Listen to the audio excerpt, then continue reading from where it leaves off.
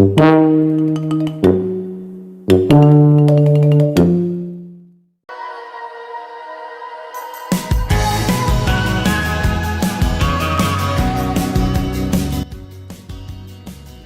assalamualaikum warahmatullahi wabarakatuh. Perkenalkan, nama saya Muhammad Kinis Hidayat dengan NIM C14012311116. Di minggu ke-11 ini kita akan membahas uji bioassay, yaitu ELISA.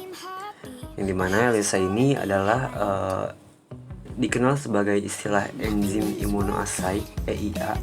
Adalah sebuah metode biokimia yang umum diterapkan di bidang imunologi untuk mengidentifikasi keberadaan antibodi atau antigen dalam sebuah sampel. Teknik ELISA diperkenalkan pada tahun 1971 oleh Peter Perelman dan Eva Engvall, bertujuan untuk mengevaluasi keterkaitan antigen dan antibodi dalam sampel dengan memanfaatkan enzim sebagai penanda laporan. Prinsip dasar dari ELISA adalah mengidentifikasi keberadaan antibodi atau antigen dalam suatu sampel. Keterikatan antara antigen dan antibodi yang terkait diindikasikan dengan penerapan enzim tertentu yang terdeteksi melalui penambahan substrat. Perubahan warna yang terjadi dapat diamati secara langsung atau melalui perangkat yang dikenal sebagai pembaca ELISA pada panjang gelombang yang spesifik. Selain perannya dalam menganalisis interaksi antigen dengan antibodi, metode ELISA juga telah terbukti efektif dalam mendeteksi berbagai jenis residu obat seperti residu furazolidon pada ikan, metabolit furaltadon pada udang, serta residu 19 nortestosteron dalam jaringan hewan.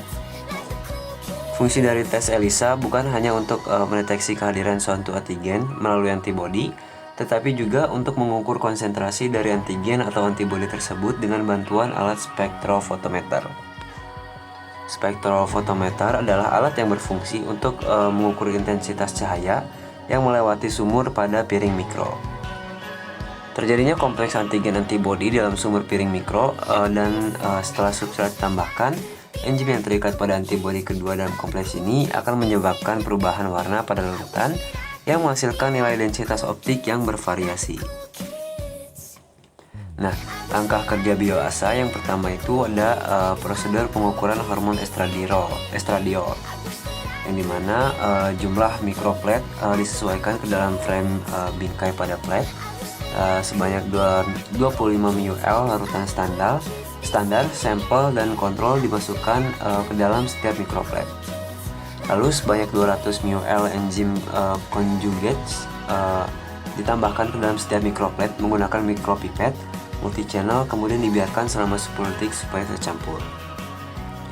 Lalu mikroplet diinkubasi pada suhu kamar selama 2 jam dan setelah itu larutan pada mikroplet dibuang dan dicuci dengan washing solution sebanyak 400 ml untuk setiap mikroplet. Pencucian dilakukan sebanyak 3 kali dengan membalikkan plet pada kertas penyerap air untuk menghilangkan sisa larutan. Sebanyak 100 ml larutan substrat ditambahkan ke dalam setiap mikroplet.